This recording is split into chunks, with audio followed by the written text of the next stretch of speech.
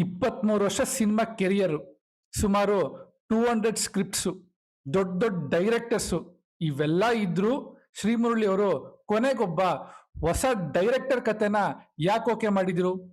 ನನ್ನ ಲೈಫಲ್ಲಿ ಮಾಡಿದ್ದ ಟಫೆಸ್ಟ್ ಆಕ್ಷನ್ ಸೀಕ್ವೆನ್ಸ್ ಅಂತ ಯಾಕಂದ್ರು? ಪರಾಕ್ ಯಾಕೆ ಇಷ್ಟು ಡಿಲೇ ಆಯಿತು? ಸ್ಟೋರಿಲಿ ಏನಾದರೂ ಶ್ರೀಮುರಳಿ ಅವರು ಕೈ ಆಡಿಸಿದ್ರಾ? ಪ್ಯಾನ್ ಇಂಡಿಯಾ ಸಿನಿಮಾ ಮಾಡ್ತಾ ಇದ್ದಾರಾ? ನನ್ನಂತ ಹೊಸಬ್ರು ಡೈರೆಕ್ಷನ್ ಮಾಡೋರಿಗೆ ಯಾವ ಹೋಪ್ ಸಿಕ್ತು? ಇವೆಲ್ಲ ಕ್ವೆಶನ್ಸ್ಗೆ ಶ್ರೀಮುರಳಿ ಅವರು ಇಂಟರ್ವ್ಯೂ ಅಲ್ಲಿ ಆನ್ಸರ್ ಕೊಟ್ಟಿದ್ದಾರೆ. ಅದೇನಂತ ಕಂಪ್ಲೀಟ್ ಹೇಳ್ತೀನಿ. ನಮಸ್ಕಾರ ಕರುನಾಡಿಗೆ, ನಮ್ಮ ಕತೆ ನಿಮ್ಮ ಜೊತೆಗೆ ಸ್ವಾಗತ. ಇವತ್ತು ಯಾವ ಸಿನಿಮಾ ಅನೌನ್ಸ್ ಆದ್ರೂ PAN India 1000 crore global release ಅಂತ ಮಾರ್ಕೆಟಿಂಗ್ ಶುರುವಾಗತ್ತೆ. ಆದ್ರೆ ಶ್ರೀಮುರಳಿ ಅವರ ಆನ್ಸರು ಕಂಪ್ಲೀಟ್ಲಿ ಡಿಫ್ರೆಂಟು. ಮೊದಲು ನನ್ನ ತಾಯ್ನಾಡು, ನನ್ನ ಭಾಷೆ, ನನ್ನ ಜನ ಅಂದ್ರು. ಒಳ್ಳೆ ಸಿನಿಮಾ ಮಾಡಿದ್ರೆ ಬೇರೆ ಭಾಷೆ ಜನ ತಾವಾಗೆ ಬಂದು ನೋಡ್ತಾರೆ ಅಂತೇಳಿ ಸಿನಿಮಾ ಅಂದ್ರೆ ಒಂದೇ ಲ್ಯಾಂಗ್ವೇಜ್ ಅಂತಾನು ಹೇಳಿದ್ರು.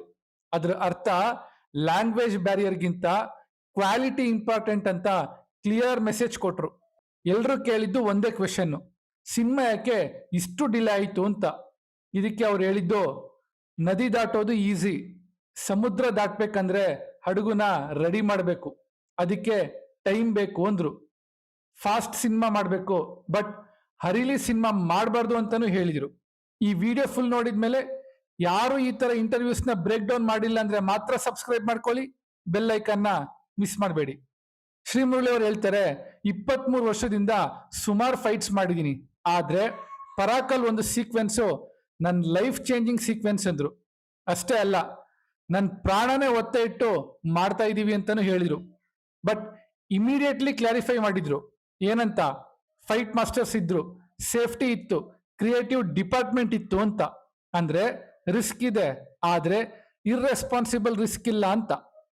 ಜರ್ನಲಿಸ್ಟ್ ಸ್ಟೋರಿ ಬಗ್ಗೆ ಕೇಳಿದಾಗ ಶ್ರೀಮುರಳಿ ಅವರು ಡೈರೆಕ್ಟ್ ಸ್ಟೋರಿ ಹೇಳಿಲ್ಲ, ಆದ್ರೆ ತುಂಬಾ ಕ್ಲೂಸ್ ಕೊಟ್ರು. This is content driven film, typical commercial cinema ಅಲ್ಲ. ಆಮೇಲೆ ಅವರೇ ಕೆಲವು ಕ್ವೆಶನ್ಸ್ನ ರೈಸ್ ಮಾಡಿದ್ರು. ಹೀರೋ ಯಾಕೆ ಫ್ಯಾನ್ ಕೆಳಗೆ ಮಲಗಿದಾನೆ? ಎದ್ ಬಂದ್ ಯಾಕೆ ಫೈಟ್ ಮಾಡ್ತಾನೆ? ಜಸ್ಟಿಸ್ ಅಂದ್ರೇನು? ಅವನ ಲೈಫಲ್ಲಿ ಏನಾಗಿದೆ? ಅವನ ಕತೆ ಏನು? ಇವೆಲ್ಲ ಸಿನಿಮಾ ರಿಲೀಸ್ ಆದ್ಮೇಲೆ ಕ್ಲಿಯರ್ ಆಗತ್ತೆ ಅಂದ್ರು.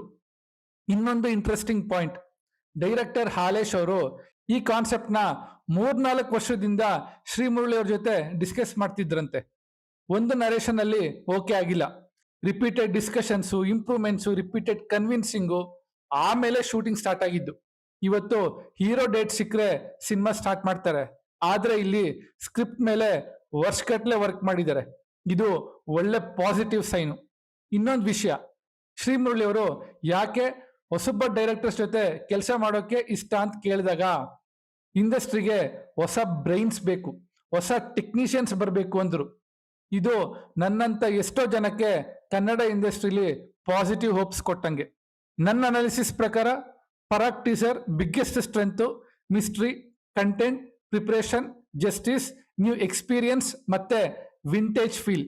ಟೀಮ್ ರೆಗ್ಯುಲರ್ ಕಮರ್ಷಿಯಲ್ ಸಿನಿಮಾ ಮಾಡ್ತಾ ಇದ್ದಾರಾ ಅಥವಾ ಲಾಂಗ್ ಲಾಸ್ಟಿಂಗ್ ಎಕ್ಸ್ಪೀರಿಯನ್ಸ್ ಕ್ರಿಯೇಟ್ ಮಾಡೋಕೆ ಟ್ರೈ ಮಾಡ್ತಾ ಇದ್ದಾರಾ ಅಂತ ಕಮೆಂಟ್ ಮಾಡಿ. ಈ ವಿಡಿಯೋ ಇಷ್ಟ ಆಗಿದ್ರೆ ಲೈಕ್, ಶೇರ್, ಸಬ್ಸ್ಕ್ರೈಬ್ ಮಾಡಿ ಅಂತ ಹೇಳ್ತಾ, ಸ್ಟೇ ಟ್ಯೂನ್ಡ್ ವಿತ್ ನಿಮ್ಮನೆ ಪಕ್ಕದ ಮನೆ ಹುಡುಗ.